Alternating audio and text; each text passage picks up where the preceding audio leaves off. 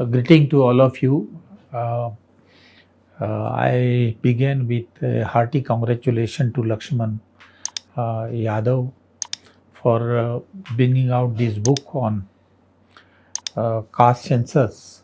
Uh, it is very timely book in the context of caste census, which is coming up in 2027. This book, in my view, is a very outstanding and an academic book. As far as its content is concerned. This book can be classified into three important parts. The first part is a historical part where Laxman Yadav has examined the history of caste census. In fact, he has gone to the medieval period. He has examined the various ways whereby the population was counted and socioeconomic condition of some of the group was assessed. He then comes down to the British period, 1770, 1755 onward till the independence. The period, British period, is a very interesting analysis, and then he comes down to the independence till today. Now, I would like to mention that the chapter and section on the population census in the British period is very exhaustive, very detailed, and there is a lot of new information which nobody has done. Possibly, it is it includes the censuses before the British started the census, the various censuses on a small scale in different state and provinces, and they are very, very interesting because they are not only counting the number, but they give the socioeconomic status of the various groups which were surveyed. Of course, then the British population census began, and 1911 you have the proper caste census where the castes are defined, particularly the definition of Hindu and Muslim, and within that the untouchable depressed class population is also enumerated. I think then he comes to the independent period wherein the caste census is discontinued in 1951, except the number and population and economic status of the scheduled caste and scheduled tribe. So this is the first part of his group, which is very interesting, but there are other things during this part. The movement by Shahu Maharaj, Shahu King of Kolhapur Shahu, Sayajirao Gaikwad, and the role of Jyotiba Phule, and also the king from Mysore. These are all OBC and Shudra king who had taken several policy decisions in favor of the OBC and the scheduled caste and scheduled tribe. So this is a very interesting part, and the student should and researchers should read it.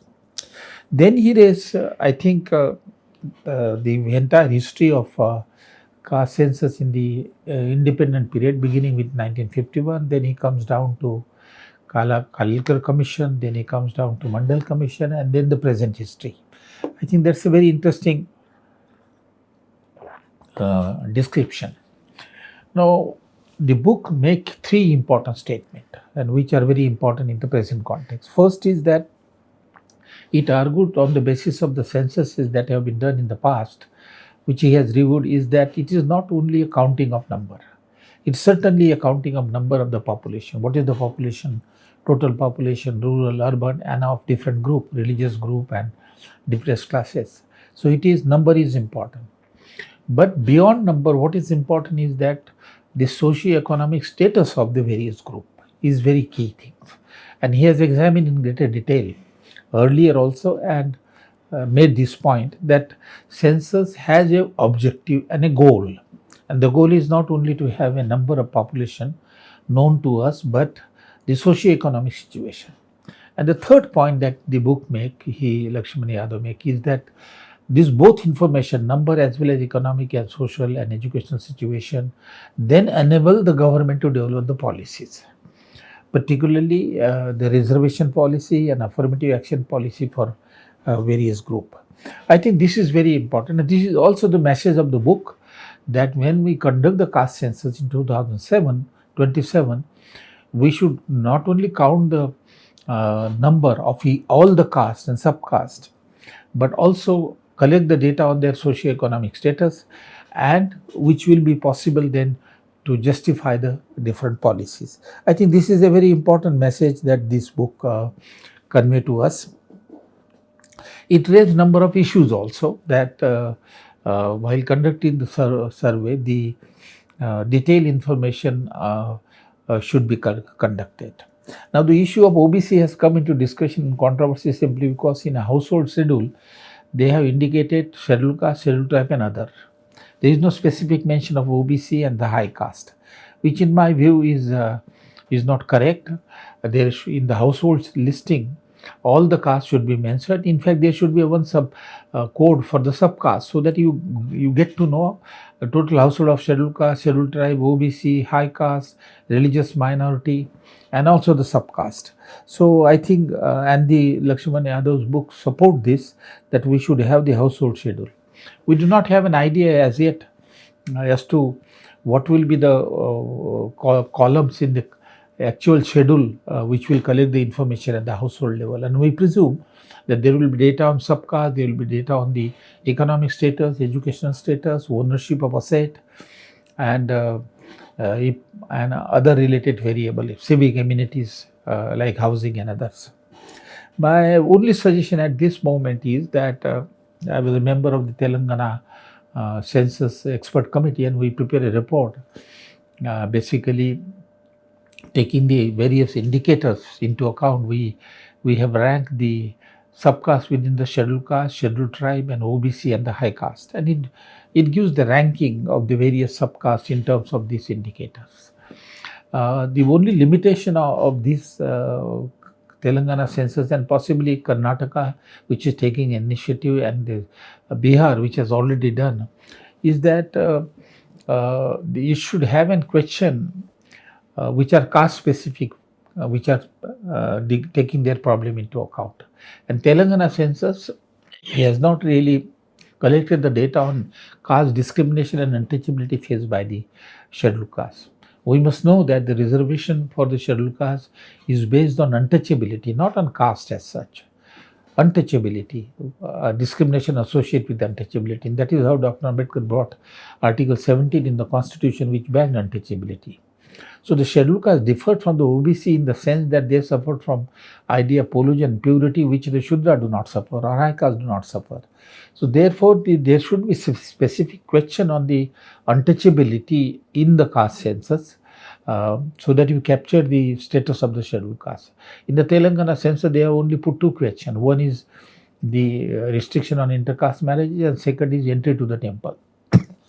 If you look at the Untouchability Offence Act, which is called the Protection of Civil Rights Act now, and Atrocity Act, there are about 27 to 40 forms of discrimination which are identified in case of scheduled caste and scheduled tribe.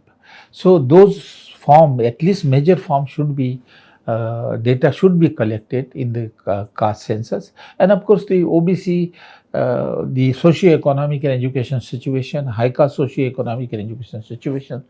So do the minorities like religious minority, Muslim particularly, who are lagging behind. I think these are some of my suggestions. On the whole, this book is very, very important. I had an opportunity to look at some of the censuses in the other countries. I saw it where there are diversified group. South Africa, New Zealand, Australia, USA, UK, Netherlands, they have affirmative action policy. All countries have censuses where they collect the data not only on the number of the various group but also on their socio-economic status, and they indicate specifically the purpose of this is to develop the affirmative action policy. In a country like India, which is highly diversified, caste, tribe, nomadic tribe, denotified tribes, and 7-8 religion, such a diversified country, and this diversity is unfortunately accompanied with caste, with discrimination and exclusion. So there are predominant group, there are subordinate group which suffer. Therefore, we should collect the data on all the group to the extent possible, so that we know the status, we know the we can then develop the evidence-based policy. Otherwise, the policies are developed for some of the OBCs without proper data, and therefore there is a discontent. For Jat, for Marathas, I don't think there is a sufficient proper survey which are being conducted. So I think to conduct the caste census with a detailed socioeconomic background is the message of this book, and this book I suppose should be translated into English. It's being translated in Marathi and other languages. I again congratulate and appreciate the contribution made by Laxman Yadav. Thank you very much.